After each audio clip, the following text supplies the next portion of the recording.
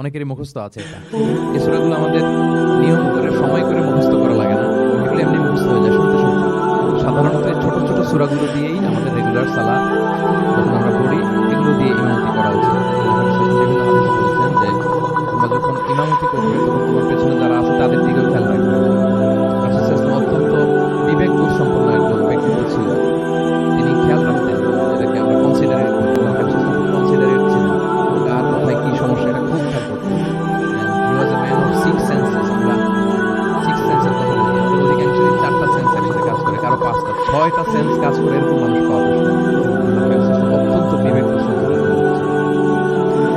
একবার তিনি সালাত খুব সংক্ষিপ্ত করলেন। সাহাবারা জিজ্ঞেস করলেন, ইয়া রাসূলুল্লাহ এত সংক্ষিপ্ত কেন করলেন সালাত? তখন আল্লাহ সাল্লাল্লাহু বললেন যে পেছনে বোনদের নামাজের সেকশনে ওখান থেকে একটা ছোট্ট বাচ্চার কান্নার আওয়াজ আমি শুনছিলাম। আমার মনে হচ্ছিল বাচ্চাটাকে সামলাতে মাটার খুব কষ্ট হচ্ছে, এই জন্য আমি সালাতটা সংক্ষিপ্ত করে দিয়েছি। দেখেন কিরকম সেন্সেশন, কতটা কনসিডারেট ছিল। একবার আবার আল্লাহ সাল্লাল্লাহু মাগরিবের সালাত কিংবা এশার সালাতের কোনো এক সেজদা অনেক লম্বা করে দিলেন। তখন সাহাবারা আবার প্রশ্ন করলেন, ইয়া রাসূলুল্লাহ সাল্লাল্লাহু আলাইহি ওয়াসাল্লাম এত লম্বা দীর্ঘ সেজদা করতে তো ফরজ সালাতে আমরা কখনো দেখি না, কেন করলেন? অসুস্থ হলেন নাকি আমাদের রাসূল, অথবা ওহী নাযিল হচ্ছিল নাকি, এরকম কিছু ঘটলো না? তো আল্লাহ সাল্লাল্লাহু বললেন যে না, এগুলো কিছুই না, বরং আমার নাতি হাসান আমি সেজদারত অবস্থায় আমার পিঠের উপরে চড়ে বসেছিল, কাঁধের উপরে। আমি অপেক্ষা করছিলাম যতক্ষণ না তার খেলা শেষ না হয়, তার প্রয়োজন পূরণ না হয়, ততক্ষণ আমি সেজদায় লুটিয়ে পড়েছিলাম। হাসান যখন নেমেছে, তার প্রয়োজন পূরণ হয়েছে, আমি আবার সেজদা থেকে উঠে দাঁড়িয়েছি। দেখুন কতটা কনসিডারেট ছিল। এইভাবে আল্লাহ সাল্লাল্লাহু ছোট ছোট সূরাগুলো দিয়ে ফরজ সালাতের ইমামতি করতে উদ্বুদ্ধ করতেন। মুআয ইবনে জাবাল রাদিয়াল্লাহু তাআলা আনহুকে আমি মদিনার পাশেই একটা এলাকার ইমাম হিসেবে অ্যাসাইন করেছিলেন। তো ওই এলাকার লোকজন ছিল শ্রমজীবী, দিয়ে তারা পানি নিয়ে খেজুর বাগানে পানি সিঞ্চন করত। সারাদিন পরিশ্রম করে ওনারা সালাতে উঠতেন। একবার উনি মাগরিবের সালাতে সূরাতুল বাকারা তেলাওয়াত শুরু করলেন। কোরআনের সবচাইতে ছোট সূরা নাকি সবচাইতে বড় সূরা, 286 আয়াত বিশিষ্ট সূরা। ওনারা ছিলেন ক্লান্ত, শ্রান্ত, পরিশ্রান্ত। কেউ কেউ বিরক্ত হয়ে ক্লান্ত হয়ে নামাজ ছেড়ে দিয়ে একা একা নামাজ পড়ে ফেললেন। পরে আল্লাহ সাল্লাল্লাহু কাছে যে তারা অভিযোগ করলেন যে রাসূলুল্লাহ আপনি যে ইমাম পাঠিয়েছেন উনি তো এমন কাজ করেছে, সূরা বাকারা উনি ধরেছে মাগরিবের সালাতে। রাসূলুল্লাহ খুবই ক্ষিপ্ত হলেন, রাগান্বিত হলেন এবং মুআয ইবনে জাবাল রাদিয়াল্লাহু তাআলা আনহুকে ডেকে পাঠালেন। ডেকে তিনি বললেন, আফাত্তানুন আনতা ইয়া মুআয। লিটারালি ফাত্তান শব্দটা ব্যবহার করেছেন যে মুআয তুমি কি সমাজে ফিতনা ছড়াচ্ছ? তোমাকে পাঠালাম ইমাম হিসেবে, সেখানে তালিম দিবে, তারবিয়া দিবে, ঐক্য ধরে রাখবে, তুমি কি ফিতনা ছড়াচ্ছ সমাজে? তুমি কি ওয়াদ-দুহা ওয়াল-লাইলি ইযা সাজা এরকম সূরাগুলো পারো না? সাব্বিহ ইসমা রাব্বিকাল আ'লা এগুলো তোমার মুখস্থ নেই? ওয়াশ-শামসি ওয়া-দুহাহা এগুলো তোমার জানা নেই? তুমি এত লম্বা সূরা কেন পড়লে মাগরিবের সালাতে? তখন তিনি বললেন, যখন তুমি সালাতে ইমামতি করবে ফরজ সালাতে, তখন ছোট ছোট সূরা পড়বে, কেননা তোমার পেছনে অসুস্থ থাকতে পারে, তারপর বয়স্ক কোনো লোক থাকতে পারে, অথবা মুসাফির মসজিদের পাশ দিয়ে সফর করতেছিল, ভাবলো জামাত চলতেছে, জামাতটা ধরি, ঢুকেই যদি দেখে যে আপনি সূরা বাকারা তেলাওয়াত করতেছেন, তার জন্য তো কঠিন হয়ে যাবে তখন করা, কন্টিনিউ করা।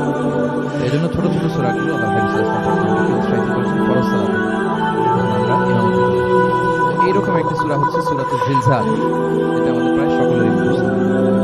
আমরা আসুন প্রথমে আমরা সরল বঙ্গানুবাদ শুনি এই সূরাটার, তারপর এই সূরা থেকে কিছু রিফ্লেকশন আমরা শেয়ার করার চেষ্টা করব। আমি শুরুতে সূরাটার সরল বঙ্গানুবাদ আপনাদের সাথে শেয়ার করছি। আউযু বিল্লাহি মিনাশ শাইতানির রাজীম। বিদারিত শয়তান থেকে মহান আল্লাহ তাআলার কাছে পানাহ করছি। বিসমিল্লাহির রহমানির রহিম। পরম করুণাময় অসীম দয়ালু আল্লাহ তাআলার নামে শুরু করছি। ইযা যুলজিলাতিল আরদু জিলজালাহা, যখন পৃথিবীকে ভয়ঙ্করভাবে প্রকম্পিত করা হবে। ওয়া আখরাজাতিল আরদু আসকালাহা, পৃথিবী তার ভেতরে থাকা সব ভারী বস্তুগুলোকে উৎগীরণ করে দেবে, বের করে দেবে। ওয়া ক্বালাল ইনসানু মা লাহা, আর মানুষ বলবে এই পৃথিবীর কি হলো? ইয়াউমাইযিন তুহাদ্দিসু আখবারাহা, সেদিন পৃথিবী তার সব খবর বলে দিবে।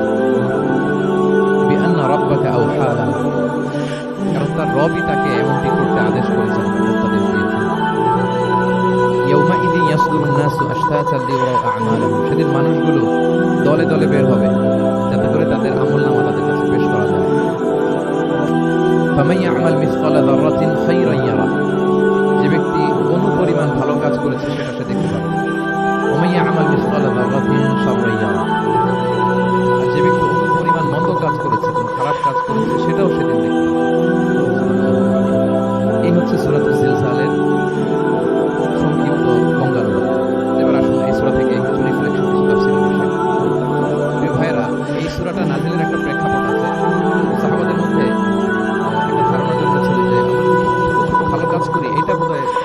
হবে না, বা মিজানের পাল্লায় এটা তেমন একটা রেকগনাইজ করা হবে না। অথবা অনেক সাহাবাদের মধ্যে এরকম ধারণা ছিল যে সামান্য সামান্য ছোট খারাপ কাজ করলে এটা হয়তো এরকম পাপ হবে না। ওনাদের মনে যখন এরকম একটা ধারণা তৈরি হলো, তখন আল্লাহ তাআলা বিশেষ করে সূরার শেষের দুই আয়াত আল্লাহ তাআলা বলছেন ফামান ইয়া'মাল মিসকালা যাররাতিন খায়রান ইয়ারা, যে না তোমরা ছোট্ট ভালো করলে সেটাও দেখতে পাবে, সেটা ফামান ইয়া'মাল মিসকালা যাররাতিন শাররান ইয়ারা, ছোট্ট খারাপ কাজ করলে সেটাও তোমরা তোমাদের আমলনামায় দেখতে পাবে। তো সাহাবাদের এই চিন্তা, এই ধারণাটাকে ভুল প্রমাণ করবার জন্য, তারা যে ভুল ধারণা করছেন এটা বোঝাবার জন্য, জানাবার জন্য আল্লাহ তাআলা বেসিক্যালি সূরাটি নাযিল করেন। এই সূরাটি কোরআনের ধারাক্রম অনুসারে 99তম সূরা।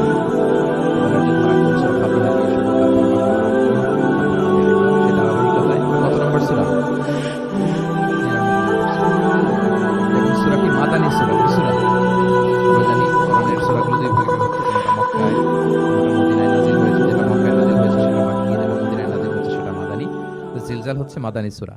এই সূরার আয়াত সংখ্যা হচ্ছে 8। আয়াত সংখ্যা কত? 8। আল্লাহর হাবিব সাল্লাল্লাহু আলাইহি ওয়াসাল্লাম সূরাটাকে একটা কম্প্রিহেনসিভ সূরা বলেছেন, জামে মানে সূরা, খুবই কম্প্রিহেনসিভ। কম্প্রিহেনসিভ মানে হচ্ছে ভেরি প্রিসাইজ ইন ওয়ার্ডিং, শব্দ কম, কথা কম, কিন্তু এটার আবেদন, এটার এক্সপ্লেনেশন অনেক বেশি।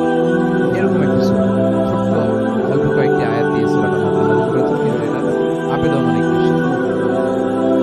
এক বয়স্ক সাহাবী এসে আল্লাহর হাবিব সাল্লাল্লাহু আলাইহি ওয়াসাল্লামকে বললেন, ইয়া রাসূলুল্লাহ, আপনি আমাকে কোরআনের একটা সূরা শিক্ষা দেন। কোন সূরা পড়ব?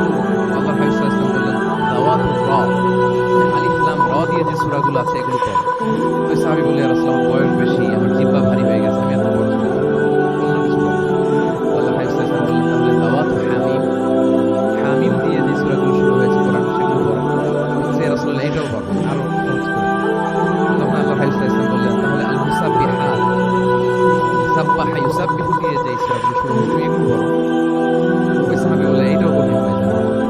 তখন আল্লাহর হাবিব সাল্লাল্লাহু আলাইহি ওয়াসাল্লাম বললেন যে, তাহলে কি চাও? বলতেছে, আমাকে একটা জামে মানে সূরা শিক্ষা দেন, মানে এমন একটা কম্প্রিহেনসিভ সূরা শিক্ষা দেন যে এটা শিখলে আমার হিদায়াতের জন্য যথেষ্ট হয়ে যাবে। তখন আল্লাহর হাবিব সাল্লাল্লাহু আলাইহি ওয়াসাল্লাম বললেন, তাহলে তুমি পড়ো ইযা যুলজিলাতিল আরদু জিলজালাহা ওয়া আখরাজাতিল আরদু আথকালাহা ওয়া ক্বালা আল ইনসানু মা লাহা, সূরাতুল জিলজাল। তখন থেকে সাহাবী এই সূরাতুল জিলজাল তেলাওয়াত আরম্ভ করেন। উনি বললেন যে আমি আর বেশি কিছু বলবো, শুধু এটাই বলবো। সাহাবাদের মধ্যে অনেকের এরকম খুব সহজ সরল মানুষ ছিল। উনি বললেন যে এটাই বলবো। রাসূল সাল্লাল্লাহু আলাইহি ওয়াসাল্লাম বললেন যে কোনো সফল ব্যক্তিকে যদি কেউ দেখতে চায় তাহলে এর দিকে তাকাবে, কত সহজ সরল, কত চমৎকার ভাবে সে এই বার্তাটা বললেন যে আমি জীবনে শুধু এটাই পড়বো। সূরাতুল জিলজাল হচ্ছে একটা কম্প্রিহেনসিভ সূরা, সূরাতুল জামিয়া হচ্ছে সূরাতুল ফাজিলত। আবার আল্লাহর হাবিব সাল্লাল্লাহু আলাইহি ওয়াসাল্লাম সূরাকে কোরআনের অর্ধেক বলেছেন। আল্লাহর হাবিব সাল্লাল্লাহু আলাইহি ওয়াসাল্লাম ইরশাদ করেছেন, ইযা যুলজিলাতিল আরদু তা'দিলু নিসফাল কুরআন। সূরাতুল জিলজাল এটা কোরআনের অর্ধেক, কোরআনের অর্ধেক। আপনারা শুনেছেন যে সূরা ফাতিহাকে বলা হয় কোরআনের অর্ধেক, তারপর সূরাতুল ইখলাসকে বলা হয় সুলুসুল কোরআন, কোরআনের 1/3। এটা অর্ধেক বলার কারণ হচ্ছে কোরআনে অর্ধেক বলা হয়েছে দুনিয়ার কথা, অর্ধেক বলা হয়েছে আখিরাতের কথা, পরজগতের কথা, লাইফ আফটার ডেথের। যেহেতু এই সূরাটা আখিরাতকে কভার করে, তাই সেজন্য কেমন যেন এই সূরাটা পুরো কোরআনের অর্ধেক। আল্লাহ তাআলা আমাদেরকে আল্লাহর কাছে কল্যাণ কামনা করি। আল্লাহ বলছেন এইভাবে বলো, রব্বানা আতিনা ফিদ দুনিয়া হাসানা ওয়া ফিল আখিরাতি হাসানা ওয়া কিনা আযাবান নার। হে আল্লাহ, আপনি দুনিয়ার কল্যাণ আমাদেরকে দান করেন, পরজগতের কল্যাণ দান করেন, আমাদেরকে আগুনের শাস্তি থেকে রক্ষা করেন। তাহলে দুনিয়া আখিরাত দুইটার কম্বিনেশন। সূরা জিলজাল যেহেতু আখিরাতকে কভার করে, তাহলে এটা কোরআনের অর্ধেক। এটা কি কোরআনের অর্ধেক? তা'দিলু নিসফাল কুরআন। সূরাতুল জিলজাল তা'দিলু নিসফাল কুরআন, এটা কোরআনের অর্ধেক। তাহলে দুইটা আমরা ফাদিলাত বা ভার্চু জানতে পারলাম এই সূরা। এক নম্বর হচ্ছে এটা একটা কম্প্রিহেনসিভ সূরা, দুই নম্বর জানতে পারলাম এটা কোরআনের অর্ধেক। এবার আমরা সূরা তাফসীরে চলে যাব। আল্লাহ তাআলা ইরশাদ করেছেন, ইযা যুলজিলাতিল আরদু জিলজালাহা, যখন এই পৃথিবীটাকে প্রকম্পিত করা হয়। প্রিয় ভাইরা, বেসিক্যালি এই 8 আয়াত বিশিষ্ট সূরাটার মধ্যে আমরা দুইটা ভাগ করতে পারি। প্রথম 5 আয়াতে আল্লাহ তাআলা কিয়ামতের বিভীষিকাময় পরিস্থিতির একটা চিত্রায়ন এখানে এনেছেন, পিকচারাইজ করেছেন যে কিয়ামতের যে সময়টা হবে এটা কেমন হবে, এটা আল্লাহ তাআলা চিত্রায়িত করেছেন। সূরাটা মনোযোগ দিয়ে যদি আপনি পড়েন, অনুধাবন করেন, মনে হবে যে কিয়ামতের চিত্রটা আপনার চোখের সামনে ভেসে উঠেছে। তো 8 আয়াত বিশিষ্ট এই সূরার প্রথম 5 আয়াতে আল্লাহ তাআলা তিনি কিয়ামতের বিভীষিকাময় পরিস্থিতির একটা বর্ণনা নাযিল করেছেন। তারপর শেষের 3 আয়াতে কেমন করে আমাদের আমলনামা পেশ করা হবে, আমরা যা করি ভালো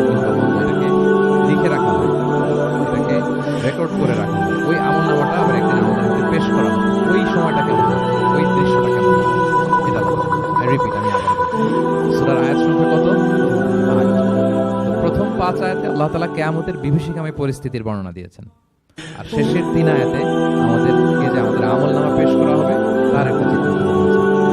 সহজে আসছে না ব্যাপারটা? তো প্রথম 5 আয়াতে আল্লাহ তাআলা কিয়ামতের চিত্রায়িত কিভাবে কেমন করে করলেন, চিত্র হাজির করলেন। আল্লাহ বললেন যে ইদা জুলজিলাতিল আরদু জিলজালাহা, যখন পৃথিবীকে ভয়ঙ্কর ভাবে প্রকম্পিত করা হবে, পুরো পৃথিবীটাকে একটা ঝাঁকুনি দেওয়া হবে। সূরার নামই হচ্ছে ঝাঁকুনি দেওয়ার সূরা, ঝাঁকুনি। জিলজাল মানে হচ্ছে শেকিং, আর্থকোয়েক, ভূমিকম্প। ভূমিকম্পের সাথে পরিচিত না সবাই? এক্সপেরিয়েন্স হয়েছে কারো ভূমিকম্প? নাকি ঘুমায় থাকার সময় হয়? সবসময় হয়েছে? মাঝে মাঝে আমরা এক্সপেরিয়েন্স করি আর্থকোয়েক, ভূকম্প। পৃথিবী কেঁপে ওঠে, এটা একটা ন্যাচারাল ফেনোমেনন। পৃথিবীর মাটির নিচে অনেক কিছু থাকে, এগুলো নড়ে চড়ে উঠলে পৃথিবীটাও কেঁপে ওঠে। নানা কারণে ভূকম্পটা হয়। পৃথিবীর ভেতরে অনেকগুলো শিলার স্তর আছে, আমরা যেরকম মাটি দেখি পৃথিবীর ভিতরেই কিন্তু এরকম মাটি নয়, অনেক শিলা আছে, রূপান্তরিত শিলা, পাললিক শিলা, আগ্নেয়গিরির শিলা। এই শিলাগুলো যদি ডিসপ্লেস হলে পৃথিবী কেঁপে ওঠে। আবার পৃথিবীর ভিতরে আগুন আছে, গ্যাস আছে, এই গ্যাসগুলো যখন মুভ করে তখন পৃথিবীর উপরে কেঁপে ওঠে। একটা হাইপোসেন্টার বলে, আর একটা ইপোসেন্টার। হাইপোসেন্টার মানে পৃথিবীর ভেতরের অংশটাকে বলে হাইপোসেন্টার, আর ভূপৃষ্ঠের এটাকে বলে ইপোসেন্টার। ওই হাইপোসেন্টারে যদি কোনো ঝড় হয় উপরে এই প্রকম্পিত হয়, এটাকে আমরা ভূকম্পন বা ভূমিকম্প হিসেবে দেখি পৃথিবীতে। পৃথিবীতে অনেক বড় বড় ভূমিকম্প আমরা দেখেছি। জাপানে, আমার গত বছর একটা সফর ছিল জাপানে, তো সকাল বিকেল ভূমিকম্প। এখানে তো আমরা 6 মাস 1 বছর ভূমিকম্প দেখি, ওখানে সকালে বিকেলে একটু একটু করে কাঁপতেছে। এর কারণ হচ্ছে ওইটা এমন একটা এলাকায় পড়েছে, প্যাসিফিক ফায়ার রিংস বলে, একটা প্লেটের উপর, 7টা ট্যাকটনিক প্লেটের উপর আল্লাহ তাআলা পৃথিবীকে সেট করেছেন। ওই ট্যাকটনিক প্লেটগুলো যদি একটার সাথে একটা ঘর্ষণ হয়, অনেক এনার্জি রিডিউস করে, ওইখান থেকে পৃথিবীর উপরে এরকম ভাইব্রেশন শুরু হয়, প্রকম্পনটা শুরু হয়। তো জাপানের বিভিন্ন সময় আমরা বড় বড় ভূমিকম্পের কথা শুনেছি। এমনকি সিটি আছে একটা, অনেক বড় ভূমিকম্প হয়েছিল 1920 সালে, লাখখানেক লোক মারা গিয়েছে। সুনামির কথা মনে থাকবে, সুনামির কথা মনে আছে?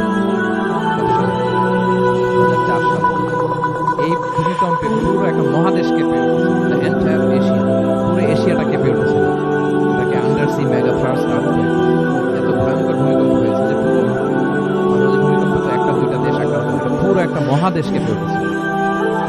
ওই ভূমিকম্পের কারণে ইন্দোনেশিয়াতে প্রায় 2.5 লাখ লোক মারা গেছে, 2.5 লক্ষ বান্দা আছে সুমাত্রাতে। হাইতিতে একবার একটা ভূমিকম্প হয়েছে অনেক আগে, লক্ষ লক্ষ লোক মারা গেছে। তো এই যে ভূমিকম্প, এর নামে আল্লাহ তাআলা বেসিক্যালি এই সূরাটা দিয়েছেন। তবে পৃথিবীবাসী যে এই ভূকম্পন এক্সপেরিয়েন্স করেছে, কিয়ামতের সময় যে ভূমিকম্প হবে ওটা কি ওইরকম হবে?